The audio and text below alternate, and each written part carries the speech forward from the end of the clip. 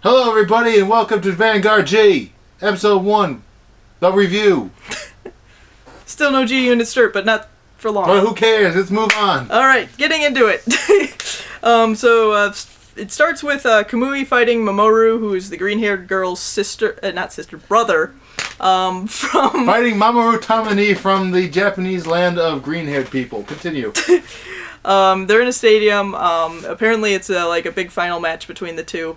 And of course Kamui's using his normal thing. We learn that Mamoru is going to be using Kagero, so there's our character to use that. Kagero. Kagero. And then it cuts to Chrono standing in traffic. Because, you know, that's what you do. You just sit in traffic. Yep. Cars are honking at him and backed up for miles, which means he's been there for a while. We have no idea what he's doing. Little ass pie just sitting in there with a cat. Yeah, and then he finally just goes, it's too noisy, and leaves. Our hero, everyone! Whatever. Yeah, so then, we get a little bit of a look into Chrono's life after this. And it starts with Chrono going to his locker, and he finds a random deck in it, and he just kind of takes it out and stares at it for a while, just like, I don't know what this is.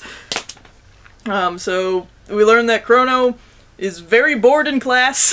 Oh man, that is a nuanced character that we talked about for generations. A kid bored with class. Anyway. And then we also see that he's a bit of a loner. He's eating lunch by himself in an alley while people are playing tennis. Sure. And that's what it's called. Oh, it was badminton, wasn't it? But anyway, by himself in an alley. I don't know sports. Cards fall on his head. So then a bunch of bullies come up to him and are like, oh hey, those are ours. And there's a kid behind him who's like, no, they're not, they're mine. And they cut him off by giving him a glare like, shut up you. And Chrono... Continue.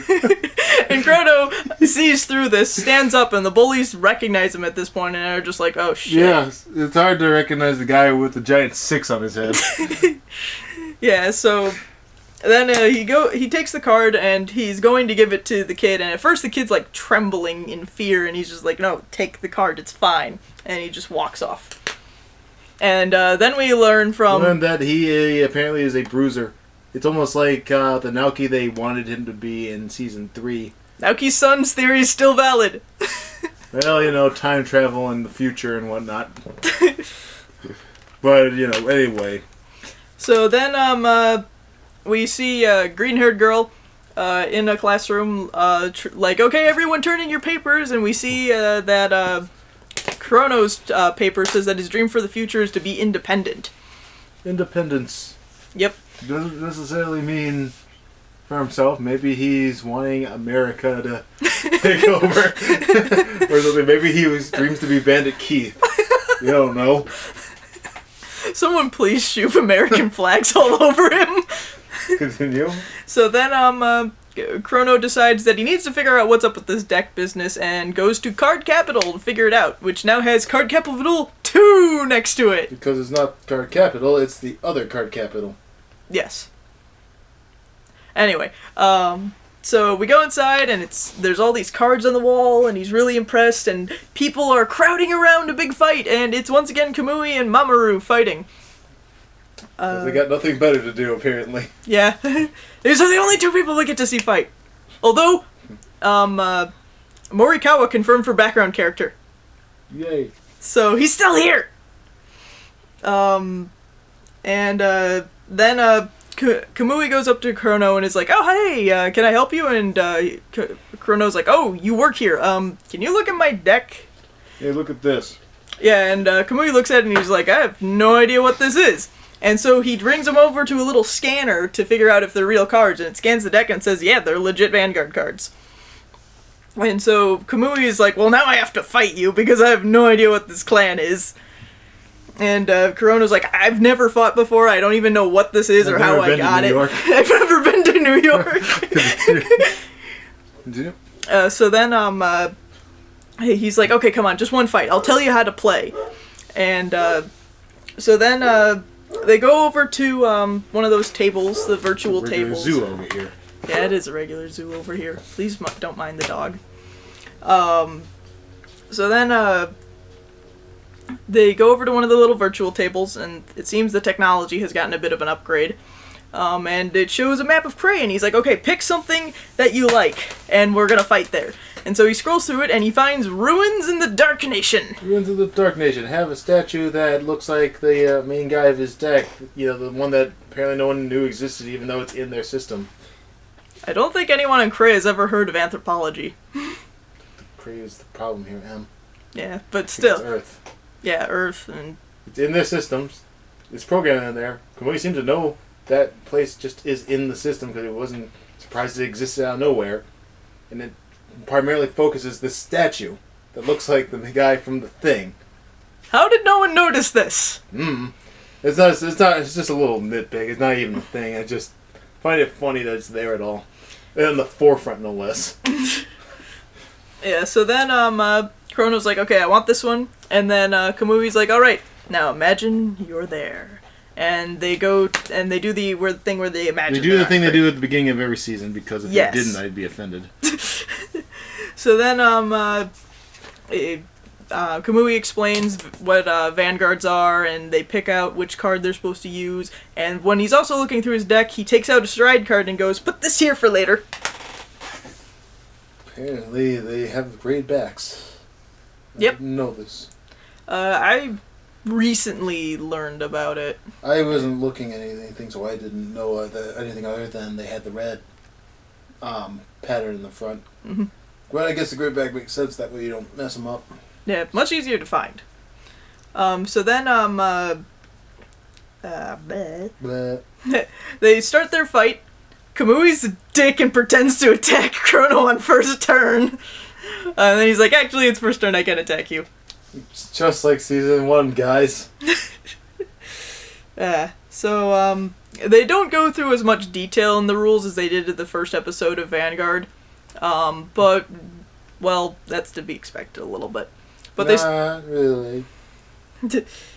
Like, it was fine. They told them about the most important stuff, but they could have probably done it. Well, it's not like they showed off a lot of his character. They could have put a little bit more into the specifics, because again, like we said, we're treating this like it's like just a new series altogether. Yeah. And Vanguard Season 2 was able to showcase the rules, and so was Season 3 for that matter. We're able to show off the rules pretty quickly in an episode. Yeah. I'm not saying it has to be as long as Season 1 to show off every little thing, but again, the basics are there, so... Yeah. I just thought it was funny, though, that Kamui did not tell Chrono he could guard. Yep. It's just implied that he learned it. So then, it's Chrono's turn, and he attacks, and his dragon fires the dinkiest laser. Also, if I recall, it didn't specifically mention one grade higher when he was telling him to ride up. No, so he could have just rode up to grade 2 for all he knew. I like this dragon. That's a grade 3. well, why can't I do it? That would have been awkward. That would have been funny. Yeah. He could have done that. That would at least give him some personality. Learn what happens when he makes a mistake. Yeah. Instead of him just staring at nothing forever. Yeah, so far Chrono in this episode is shown to be very, very blank. He is the edge. Yeah, he is the edge and he just kind of stares into space half the time, and is kind of in his own little world. Yep. And that'd be fine if he had some personality to look at. Hopefully episode 2 will do something with that. He's also apparently a psychopath, because when Kamui attacks him, he goes like, yeah. Well, you know what? People do that all the time in this show. Yeah. Like, they did that in the first episode. Remember when Aichi took the hit and he fell back and people needed to grab him before he fell over? Oh, yeah. I remember like, seriously, these people in this show are the biggest spazzes.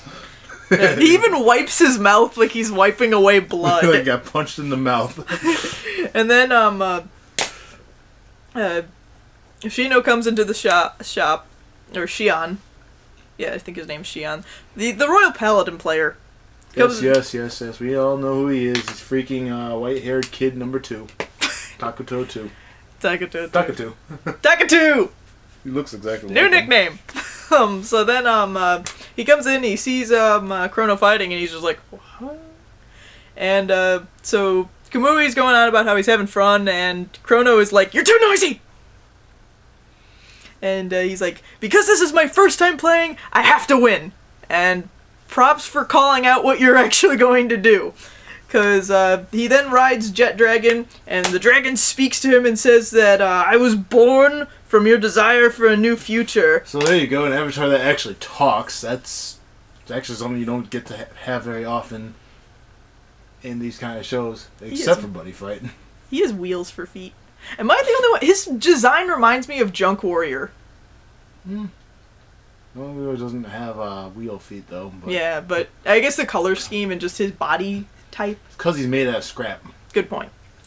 So Which then, is, I think, what all the Gear Chronicle stuff dudes look like so far. They have, like, gear bodies and junk. I do like their designs. Yeah. I'm really liking the way they look, too. I just hope that they have more dragon stuff. Because that'd be a waste. They seem to have women, too. Well, I don't mean that. I mean, I hope they're just not another dragon clan sort of thing. Because that's effectively what Aquaforce is. Like, yes, it's got people in it and women, but their big bosses are majoritively dragons. Yeah. And Kagura are all dragons. Narukami are all dragons. Link Joker is all dragons. Yeah, but at least they're bosses anyway. Except for what's-his-face, the... I don't even know what he is. He's just he's Gurren Lagann. That's what he is. Dragons and Gurren Lagann. Yeah, dragons and Gurren Lagann clones. So, so Jet Dragon speaks to Chrono and says, you can use Stride! And so, he grabs the card and he's like, and he looks at Kamui and Kamui's like, so you noticed it! Yeah, you can use that now. It's like, why did you tell him that? Kamui was banking on the fact that his cards would talk to him and tell him how to use this effect. Like, I thought the whole point of this was to teach him the game. Dude, he wasn't going to tell him that, oh, you can use that card now if you want. It's a good thing to use when you're in a jam. He was just gonna... Kamui, worst teacher ever. Like, the whole point of this was to teach him.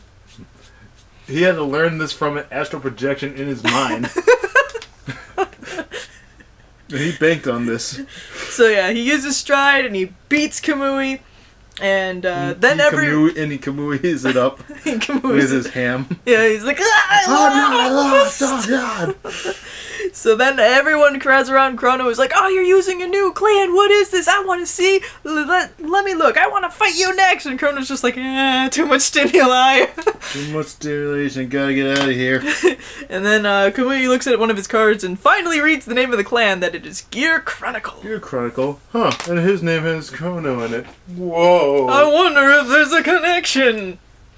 So then, Chrono is running across a bridge saying, I want to learn more! I want to get more into this! I want to see a new future for myself! Brief cameo of Aichi and we're done. Yep, that's it. Opinions on the episode. It is okay. It is very okay, yes. For all of Chrono's weird personality quirks, I actually want to say I want to see more of him. Well, obviously, you didn't learn anything about him other than... We didn't really learn anything about him, actually. I mean, for all of the little things, like, okay, what do we know? He's a loner. Yep, but that could be easily tied into what we saw earlier. He's able to beat up people much older than himself. He can't stand loud noises. He often daydreams. Is easily flustered. And he stops in the middle of traffic. He has no idea, he has no comprehension of his surrounding area. Yeah, what else? He's curious. We know he's curious. We know a lot of things about him, but we don't really know anything about him. Yeah. All we can tell is that he is a space cadet or he's possibly autistic. Yeah. That's really all we know about him. That, and he wants a different future for himself. It seems like he desperately feels like he's on a path that he can't get off of. Yeah, which was we only told by two things. Him telling us that, and him writing it on a piece of paper on a future, what do you want for the future thing. We don't see it in his personality because he's just kind of... Yeah. So hopefully he will get more personality put into him. Yeah, dude, it's like, I'm glad it's not another Aichi. Like, I'm glad for that. Like, Yo, that's yeah. the last thing we needed. Oh, I'm glad it's not another Aichi. I'm glad he's not Gao. I'm glad he's not clone of Naoki. Yeah, although I'm not happy about that. Clown Naoki would have been great. He too wanted more from him for himself. Yeah, but look at his personality when we met him. He was very gruff, very forward, and he let you know what he wanted. And he was not afraid to just start beating people if they got in his way. And he took things very passionately. Even if they were good or bad, he just took it passionately. He, in the one episode, really showed us what kind of person he is. Not just his quirks, but who he is as a person. Yeah. And that's what I didn't get from Chrono in this one. He didn't really do anything in this episode. He sat around and stared most of the time. The only thing we got from him, other than the fact that he's very considerate of his surrounding areas, is that he wants freedom in his future, which we only learn because he says it, instead of showing us that this isn't what this person is. I mean, he's better than nothing, and he can easily grow from this. It's easy for someone because he's basically a blank slate. Yeah, there's nothing there. But that's also his problem. There's nothing there. We have the groundworks. It's just he needs to do more and show us more. Naoki clone probably would have been the best option, but basically what they were going for it looked like, but they didn't want to make him exactly Naoki. That's what I said earlier. In fact, they clearly wanted to make a Naoki thing. They just didn't want it to be completely Naoki, because then it'd be like, hey, isn't it just Naoki? He already kind of looks like him. But they took some of his elements and then made a new character altogether. But the new character is kind of, and maybe that's part of something that happens later, be part of his backstory and junk. But for now, it doesn't make for a very interesting person for a first episode. Yeah. Luckily, everything else around it looked pretty okay. We got really nice animation. For the yeah, scenes. I was just about to say the budget has gone way up. Yep. Got nice animation things. We get basically a transformation sequence when he does the stride. Yeah, that was cool. Kamui's. I like new Kamui. He's not acting like a dick. Cheese. As much. Like, he doesn't act like his former self, I guess. His former self was annoying. Yep. I liked him, but he was annoying. And now he's grown it up a lot. He's a Genki kid, man, now. He looks 20. He does.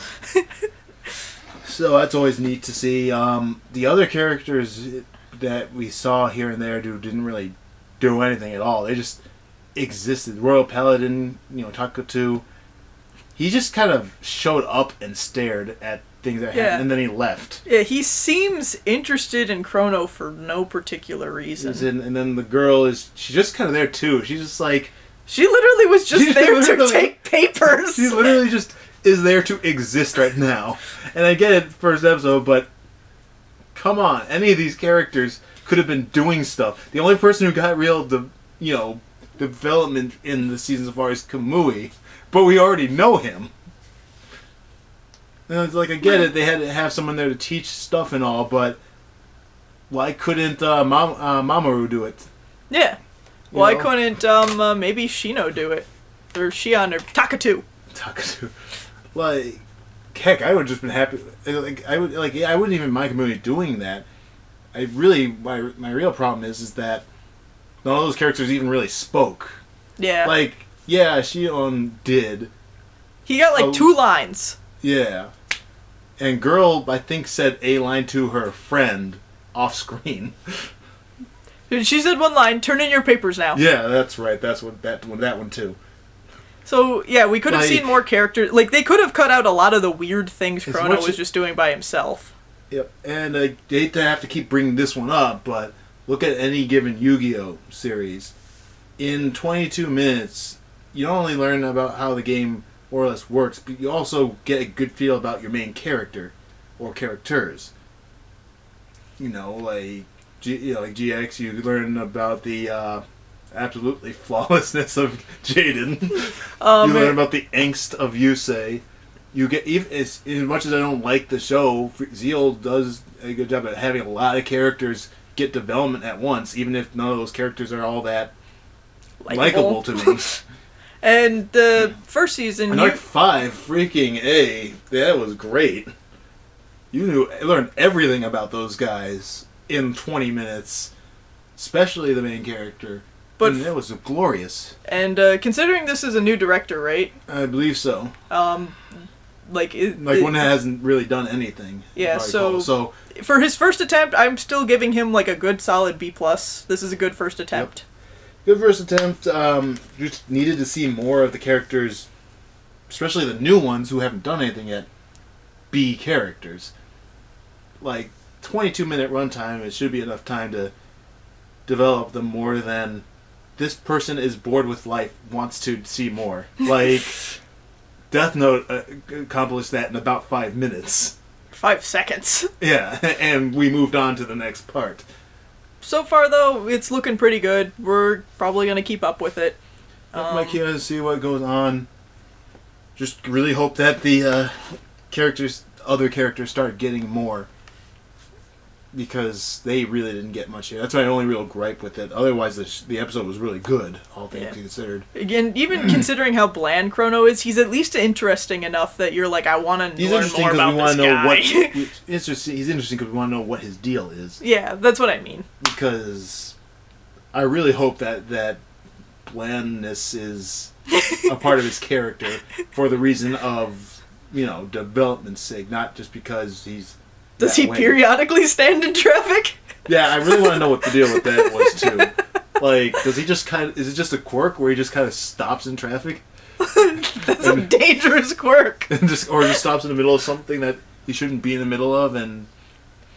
Like, I don't know. It's interesting in that this kind of behavior has to have a reason. And it has to be explained, and that's why I'm interested in it. I want to see... what the hell his deal is. Why does he beat up people? Why does he stand in traffic? Well, I think we know why he beats up people. Yeah. Probably crossing. But they make fun of his hair. But yeah, and it's like, and I mean outside, and I want to know what's his deal outside of the whole parents thing. I know that already. Yeah. I'm talking about actual stuff. Like, there's got to be more to him. Like, because they did this thing with Kai and Misaki too, dude, where they lost their parents so they don't emote. I don't know how many people these directors have met, but not everyone who loses their parents like 7-8 years ago are completely emotionless 7 or 8 years later. They usually either find a way to move on or develop a new personality for themselves. Or something. They don't just... There's more than one stage of grief. Yeah, that's what I'm saying. Because this is what happened with Misaki and Kai. They lost their parents and they just kind of withdrew themselves. They both just hit the depression stage of grief and did not go anywhere else. Yeah. Well, Kai did a little bit when they met Ren. Then when Ren went crazy, they went right back into it. Yeah. But overall, pretty good first episode. Yeah. Like, yeah, I'm like complaining about that one thing a lot, but that's only because, again, I was looking at this from a new show perspective, as in it doesn't hold the same character stuff from the last series. It has to hold up by itself, and by itself it still holds up pretty good. It's just the main characters didn't do anything except for Kamui, who got 2 fights in this episode, even though we didn't get to see it all the way, both of them all the way through. Well, technically 3 if you want to include his little test thing, but I'm talking about against, actual people.